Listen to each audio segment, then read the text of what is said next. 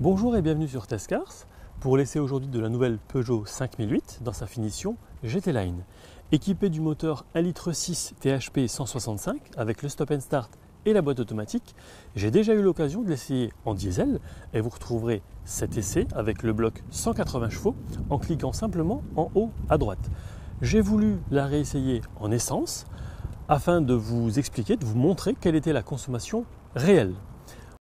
Je vais vous parler du design avec une peinture nacrée, des projecteurs avant full LED, détecteurs d'obstacles à l'avant mais aussi à l'arrière avec une caméra disposant d'une vision à 360 degrés avec le parc assist qui vous aide à vous garer, une calandre spécifique, un pare-brise chauffant avec, comme vous pouvez le voir également, un toit ouvrant panoramique de couleur Black Diamond. On redescend quelque peu avec ici, juste en dessous de l'inscription GT Line, des jantes diamantées 18 pouces, des 3 gris Ariamat, les pneus disposant de la technologie de détection de sous-gonflage, des rétros noir perla avec le lion spotlight, donc en fait en pleine nuit on remarque le logo du lion sur le sol. Je vous montre ça dans un instant. Voilà. On reprend, donc ils sont également électriques, ces rétros, chauffants et rabattables électriquement.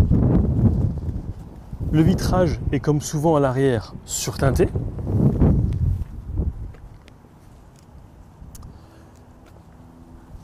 Ici donc vous avez la petite caméra de recul, les capteurs, et plus bas la double sortie d'échappement. Sans oublier le haillon main libre, pratique lorsque vous revenez des courses et que vous avez les mains prises. On passe désormais à l'intérieur. L'une des premières choses que l'on remarque lorsque l'on pénètre à bord de ce nouveau 5008, c'est ici un seuil de porte en inox, tout comme le repose-pied et le pédalier. L'intérieur est en cuir noir, un intérieur Nappa noir Mistral pour être très précis. Le siège avant est réglable en hauteur. Il y a également le réglage lombaire, mais surtout ces sièges sont également chauffants sur 3 niveaux et massants. Bref, au niveau confort, 10 sur 10. On prend un tout petit peu de hauteur avec ici un volant petit, compact, qui offre une très bonne prise en main, multifonction, pour autant on ne s'y perd pas. On va s'installer à bord, avec ici la boîte, la commande de boîte automatique. À noter qu'il y a également les palettes au volant, pas très utile vu la motorisation, mais soit. Juste à côté de la boîte, il y a le frein de stationnement électrique. À noter que le véhicule dispose de la technologie Hill Assist. On monte un petit peu. Ici, vous avez un écran avec la navigation 3D connectée, mirror screen, la reconnaissance vocale, radio MP3, le Bluetooth.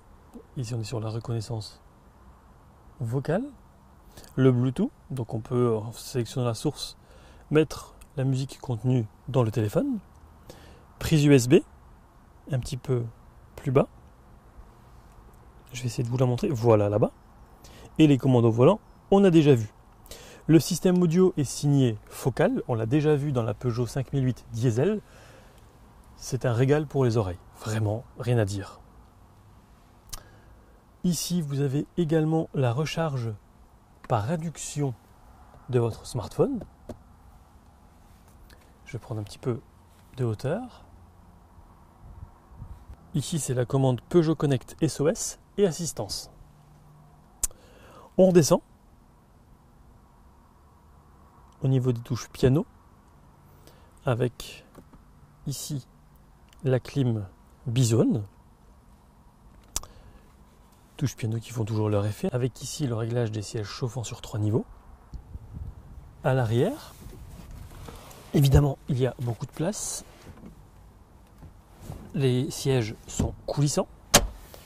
Ici, vous avez la clim, l'aération tout au moins. Plus bas, vous pouvez charger par exemple votre ordinateur portable. Et je vais vous montrer également les tablettes avion au dos des sièges avant. Voilà. On retrouve ici un haut-parleur focal. Et on va maintenant passer brièvement au coffre, puis à la conclusion.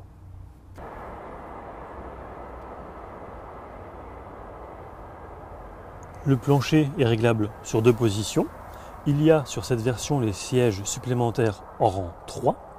La banquette de la deuxième rangée est rabattable afin d'optimiser le volume de chargement.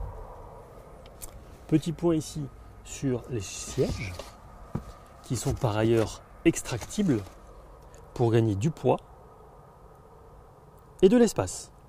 Je rappellerai enfin qu'il s'agit plus d'un 5+2 qu'un vrai 7 places. Au chapitre sécurité, il y a bien entendu l'ABS, l'aide au freinage d'urgence, le répartiteur électronique de freinage, l'ESP, l'antipatinage électronique, les airbags frontaux, latéraux avant et rideaux avant et arrière. Spacieuse, dans cette configuration 5+2, elle a un look sympa, se veut très confortable et connecté. Pour mesurer au mieux cette consommation, j'ai pris soin de relever en détail chaque trajet, ville ou autoroute, température extérieure, activation ou non de la clim, en lien bien entendu avec la monte des pneumatiques, mais aussi si j'étais seul au volant ou non. Bilan 7,9 litres au 100 km. Pour cet essai que vous retrouverez sur l'application, sur les différents réseaux sociaux ainsi que sur le site internet, je tiens à remercier Elke de Peugeot Belux, l'agence Repère Communication, sans oublier CF Photographie. Quant à nous, on se retrouve très vite pour un prochain essai. À bientôt!